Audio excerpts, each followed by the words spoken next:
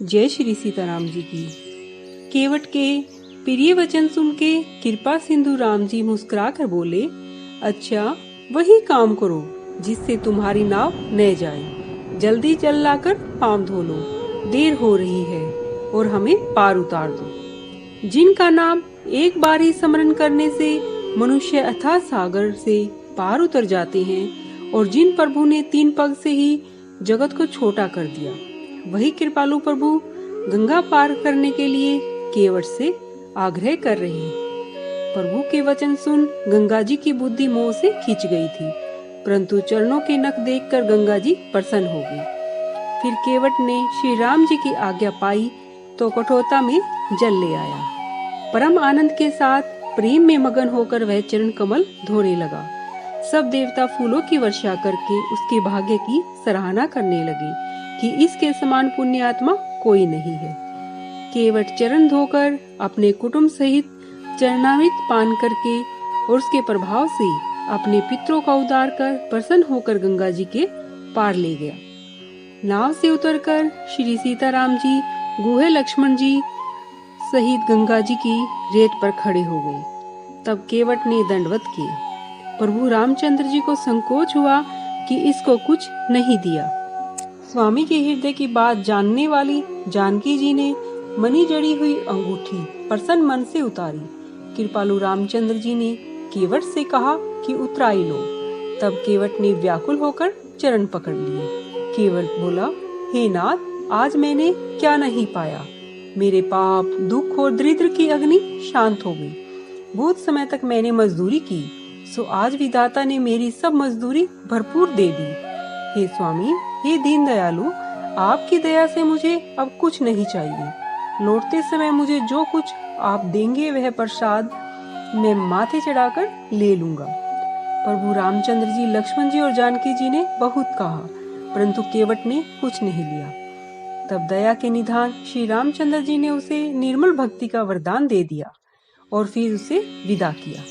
तब श्री रामचंद्र जी ने स्नान कर पार्थिव शिव जी का पूजन करके प्रणाम किया। जानकी जी ने गंगा जी से हाथ जोड़कर कहा, हे माता, मेरी मनोकामना पूर्ण करना, जिससे मैं अपने पति और देवर के साथ सकुशल लौटकर फिर तुम्हारा पूजन करूं। जानकी की प्रेम रस से भरी हुई प्रार्थना सुनकर निर्मल जल से श्रेष्ठ वाणी हुई। हे रामचंद्र जी की प्रियतमा सीता, सुनो, जगत में तुम्हारा प्रभाव किससे मालूम नहीं है। तुम्हारी कृपा दृष्टि से लोग लोकपाल हो जाते हैं। सब सिद्धियां हाथ जोड़े तुम्हारी सेवा करती हैं। तुमने जो मुझको बड़ी विनती सुनाई, यह तो कृपा मुझ पे ही हुई है और इसमें मेरी बड़ाई है। तो भी हे देवी, अपनी वाणी सफल होने के लिए मैं तुम्हें आशीर्वाद देती हूँ। तुम अपने प्राणनाथ और देवर सहित कुशल पूर्वक अयोध्यापुरी को लौटोगी। तुम्हारी सब मनोकामनाएं पूर्ण होगी और संसार में तुम्हारा यश छा जाएगा। गंगा जी के मंगलमय वचन सुनकर और गंगा जी को अपने अनुकूल जानकर सीता जी प्रसन्न हुई। तब प्रभु ने गुहे से कहा कि तुम घर लौट जाओ।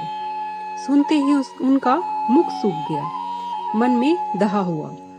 गुहे हाथ जोड़कर दीन वचन कहने लगा, हे रघुवंश भूषण, मेरी प्रार्थना सुनिए। मैं स्वामी के साथ रहकर मार्ग दिखलाता हुआ कुछ दिन इन चरणों की सेवा करूंगा।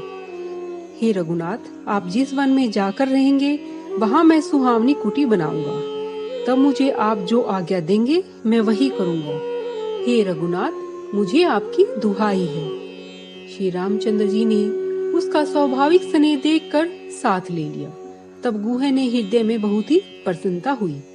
फिर उसने सब जाति वालों को बुलाकर उन्हें समझाकर विदा कर दिया। तब प्रभु रामचंद्र जी ने गणेश जी और शिव जी का ध्यान धर के गंगा जी को मस्तक नवाकर सखा गुहे, अनुज, लक्ष्मण और जानकी जी सहित वन को प्रस्थान किया। उस दिन एक वृक्ष के नीचे निवास किया। वहाँ लक्ष्मण जी और सखा गुहा ने सब प्रकार की सुविधाएं कर दी। प्रातःकाल प्रातः कर्म करके प्रभु ने जाकर तीर्थों के राजा प्रयाग के दर्शन किए। तीर्थराज का सत्यम मंत्री है, श्रद्धा प्यारी स्त्री है और वेणी माधव सरीखे हितैषी मित्र है। 4 पदार्थों से भरा हुआ भंडार है और पुण्य प्रदेश बहुत ही सुंदर देश है। जिसका क्षेत्र ही अगम, दृढ़ और सुंदर किला है, जिसे पाप रूपी शत्रु सौपन में भी नहीं जीत सकते। वह सब तीर्थों में ही उत्तम वीरों की सेना है, जो पाप की सेना को नाश करने के लिए रणधीर है। संगम ही उनका सुंदर श्रेष्ठ सिंहासन है और अक्षयवट ही छत्र है, जो मुनियों के मन को मोहित करता है। यमुना जी और गंगा जी की लहरें ही उनके चंवर हैं, जिनके दर्शन से दुख नष्ट हो जाता है। पुण्यात्मा पवित्र साधुजन उसकी सेवा करते हैं और कामनाओं को पाते हैं। वेद और सब पुराण ही बंदीजन हैं, जो तीर्थ याद के निर्मल गुणों का गान करते हैं।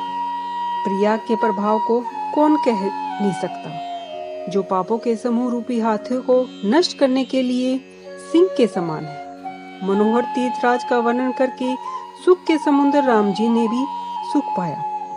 सीता, लक्ष्मण और गुहे को रामचंद्र जी ने अपने मुख से तीर्थराज की बड़ाई करके सुनाई। फिर प्रणाम कर वहां के वन बाग को देखते हुए और बड़े ही प्रेम से महात्म्य करते हुए चले।